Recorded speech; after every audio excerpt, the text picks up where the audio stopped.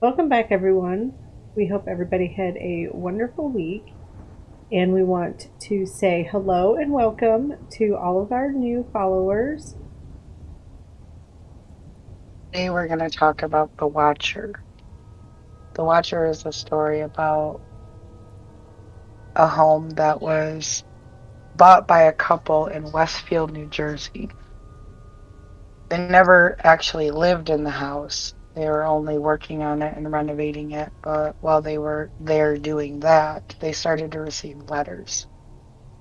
The letters were telling them that somebody was watching what they were doing, that they were this was a generational thing that like their parents watched that house, their grandparents watched that house, gave them specifics about their family, and got really cryptic in talking about or referring to the children as young blood and asking, have they found what's in the walls yet?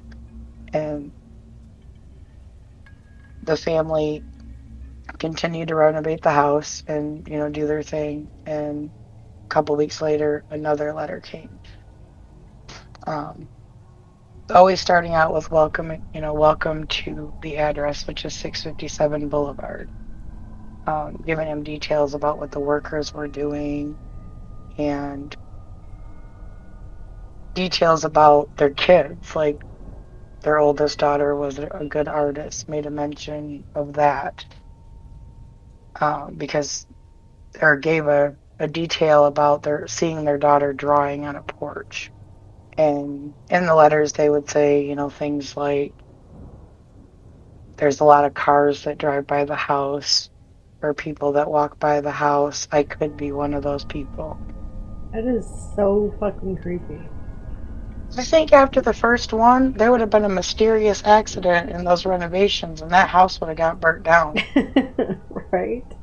Because I'm sorry, when you start mentioning my children and giving details about my children, you ain't going to have shit to watch, motherfucker. There ain't going to be no house. Right? That's scary. So they never did actually live in the house. They started staying with family and trying to sell the house. And this happened in like the mid 1990s. So they had to hold on to the house, which, by the way, this house costs over $1 million. Not like a simple house, it's an extravagant house. And they can't afford to pay bills at both places. So they've been trying to sell it. And they eventually did sell it and took a huge loss on it. But they never did find out who this person was sending them letters. The new tenants aren't receiving letters, and they did try to sue the previous family for not telling them about the letters. There was an assumption, I guess, that they were receiving them too. We couldn't really ever find anything on if they did receive letters or if they didn't. But I did find one article where they found female DNA on one of the letters, so they had that. But why would a woman purposely antagonize a family trying to move into a house and target their children? Maybe it's not like just a woman, maybe it's like a family. True. Like maybe siblings or spouses, even. Well, because of the female DNA, the first thing I thought of was that the husband, you know, was he having an affair on his wife? And, Oh, yeah, that too. that was the dad having an affair and was this like a jealous lover? Like he try to break it off? So I'm gonna creep out and I'm gonna make sure that his family is uncomfortable and feels like I do. I didn't even think about that possibility. I also thought about maybe because it is such an expensive house and the Amityville story generated a lot of income for that family. They got a movie deal out of it and all this other stuff. maybe they thought that, like, well, we have this house that's kind of big and creepy, and maybe we can sell a story, and then our financial issues are over. And then the plan didn't work and it backfired. People will buy a haunted house, they won't buy a stalker house. Right. That's a little bit different. I'd rather have a ghost than a stalker any day. People are way scarier than the Yeah, paranormal. the living is far more terrifying than the dead. Yes. This is a weird one just because of the reaction. Like, it took them a couple letters before they went to the police or did anything. That first letter where they mentioned my children and referred to them as new blood, I went right to the Yeah. police. Yeah, I think I would have too. I mean, you never know until you're in the situation, but I'm likely to think that I would too, because that's fucking creepy. Unless they just assumed maybe somebody was just playing a joke, but who the fuck jokes like that? That's not funny. Right. That's how they found the female DNA is when law enforcement got involved. Oh, the fucking neighbors behind them, wasn't it? They're like, There's like uh, lawn chairs facing the yeah, house. Yeah. like, what if there was like, um, a guy and a woman that like, lived there and were like sitting out there stalking them? And with all the renovations, and they probably, with repairing drywall and things like that, because it was an older house. And they kept saying things like, have they found what's in the walls yet? Did they? There, Ooh, that's a good question. I never seen any mention where anything was actually found creepily, yeah, or found creepy in the house, like like skeletons or something like that. Could you imagine if there is something actually hidden in the walls and they said so in the letters the whole time? It's almost like the letters, when you read them, it's almost like they're implying that there's something spooky or supernatural going on because they make references to like the house doesn't like you or the house is angry with you. But Yeah. all of this prevented from them actually moving in.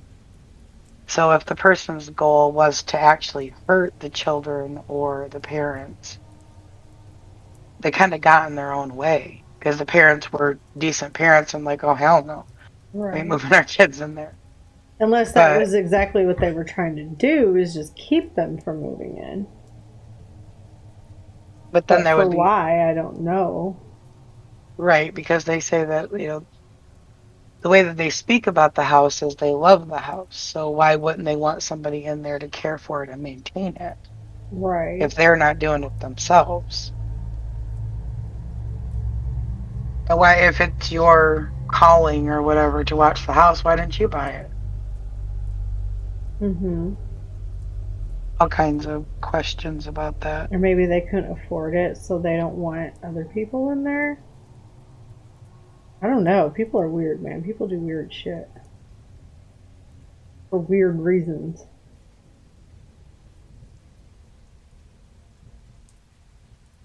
Especially when people get envious. And the fact that the new family hasn't heard anything. Like, did it get too publicized? Do they not want to get That I caught? find weird. That's what makes me think that it's centered around that family. It's something connected to them. Because if the family before didn't have a problem and the family after didn't have a problem, Or maybe the family that lives there now just doesn't want to talk about I'd be talking about, like I said, all of a sudden my house will catch on fire. it. Be like, I don't know what happened, Or officer. maybe they really found out who did it and they're just being hush hush and they're not telling anybody. I don't fucking know.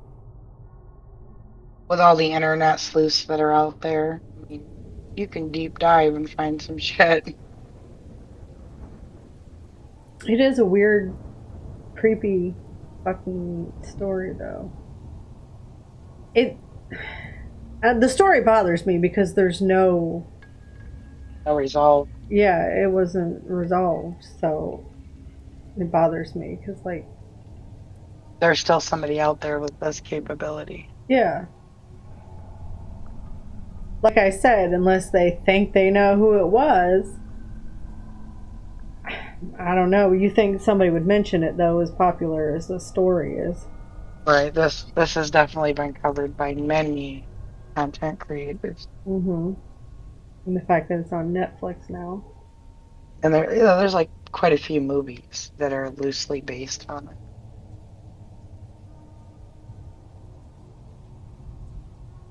Definitely something I don't want to experience. Although as often as I don't check my mail, they'd have no fun with me. You'd have no care in the world. You'd be like, eh. Be like, oh, that must have been for the prior tenant, so it's not for me. They'd be like, Yeah, damn it. I don't live in $1 million home either, but nobody's gonna be watching my crappy little Well, you'd trailer. think living in $1 million home, your neighborhood would be fucking safe. You would think, anyways. That and this didn't happen like in the 60s or the 70s. This happened in the 90s where there was video capability where you could put surveillance cameras outside. It would have been expensive, but you have $1 million home. You'd think you would have that. Right. They still, I mean, they had security systems back then. Well, yeah, ADT's been around forever. Oh my god. I say back then, like we're fucking 80 or some shit.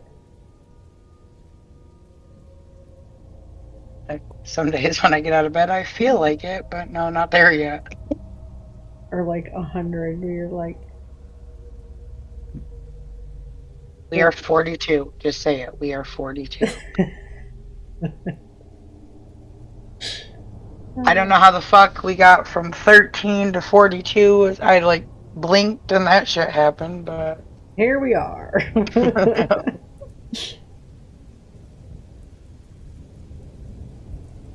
but yeah, that's an extremely strange thing. And it's even stranger that's like the person vanished. Like they just never really existed. Yeah, that part is very creepy when you say it like that. Because if nobody knows who it is, they could still be there. I get such Amityville vibes from this though. Like just how like a bad trial of it. Like Amityville had, even if there was no ghost there, which I have a hard time believing that just because of everything that's happened there. But you had an extremely gruesome murder that happened in that house. And then the next family said that they experienced all kinds of paranormal activity and weird shit. And then they moved out of the house and sold this story. And if you look at this house, it has like Amityville vibes. Like that's Yeah, what, it does. It kind of resembles the shape of the house a little bit. like it almost seems like a plot to make money that failed. It could have been. And they're never going to admit that. Mm-mm. And that would be the perfect reason of why they never found anything or, anything concrete to nail a person. And this happened in enough time span because it went on until like the mid 2000s before they sold the house. That Right. all of that forensic technological advance that happened in that time frame. Are you telling me that they couldn't analyze no spit or? I mean, I realize this isn't TV, but if they're Still, licking the letter, yeah, if it's still on there, you would think. or if they like were they surveilling the mailbox? I would have had a camera on that fucking mailbox. Who's putting that letter in there? Right. Or, you know how they, I don't know, like, I don't know, I don't laugh. I don't know if this is a movie thing or not. But like stakeouts and shit. Well, that would be expensive because you have to think of that you're paying for the officer's time, so you have to pay their wage to do No, that just stakeout. somebody who's already on the clock, regular police officer, to sit your ass outside where they can't see you. That's why it would make more sense to me. It'd be more cost effective. And it's like I said, this happened in the 90s, so we're not talking about that the technology wasn't there because we know it was. That's when, I mean, we weren't quite yet at every cell phone had a camera, but there was surveillance equipment that they could have set up on the mailbox and just caught who the fuck was putting the letter in the fucking mailbox. I mean, 1990s equipment wouldn't have been as clear as it is today. It would have been that grainy, like, like the movie Clerks. That's why I Um, said stakeout. huh? That's why I said stakeout. Fuck, even the owners of the house could have done it. Just saying. I mean, I know it's easier to say, and it's not me, but I mean, yeah, if you can afford a house like that, you should be able to afford a camera, at least. You would think. Or even, like a regular camera that just took pictures at at every so often interval. A That would have trail been cam. doable. I don't know if they had those back then or not. Did they not really?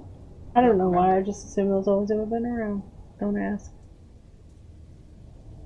Maybe it's because they don't look like anything new. Well, in the 90s, I mean, video cameras weren't not accessible. Most families had one or two. Them big clunky things. hmm I mean, you wouldn't have been hiding it too well then, but Right. You'd be seen a mile away, but. not like nowadays where they're like literally tiny and could be anywhere, Yeah, you and can't see usually them. are. And the fucking Hell, walls and shit and bathrooms. Oh, God. hell, people's doorbells are cameras now. That was like unheard of when we were Oh, I kids. know. I want one of those things too, so bad. I would fuck with people. You're like, ma'am, you can't have one. I would probably get the cops called on me because I'd be messing with Paper my boy is neighbors. dropping the paper off. You're like, boom. Like in the summertime, there's like teenage boys that'll come over and like knock on the door and ask to mow your lawn for like $10 and shit like that. I'd so fuck with them. Maybe that's why the new owners don't have that problem, is because now there is technology like the Ring camera That's that very true, also, yeah. Now they're aware that they can be caught much easier. Maybe, so they back off. what's creepy about it is most serial killers start as stalkers and they progress from there. Oh, do they? A lot of them do. Like, there's a certain type, like Ted Bundy. There was a certain type of woman that he went after, and he would set up pretty much a way for him to get them in their car, but he would watch. Um, a lot of them do. Dennis Rader, he would stalk him for a while before he was a oh, animal control. So he'd have reason to just be sitting in the street watching a house. Oh, yeah, I remember we talked about him. That type of serial killer stalkers first, and then they escalate. So I guess my next question is there any uncaught serial killers that are roaming around New Jersey? They have a thing for fancy houses. I don't know. It's creepy, man. Thank God they didn't move in, though. See, that would have been how I would have handled it, but maybe. No, I would have burned the place down. I stick with that. I would have got that first letter and there would have been a bulldozer showing up. Ain't gonna be no house now. The house has got Um, bad mojo. but that could have been another avenue to catch them is to pretend to move in. And instead of it be the family, they do it all the time on TV. But, like have a fan or people that look like the family that are actually police officers that actually stay in the house, but pretend the family moves in. Yeah. If you like this video, go ahead and give it a like, share, and a follow. And until next time, bye. Bye.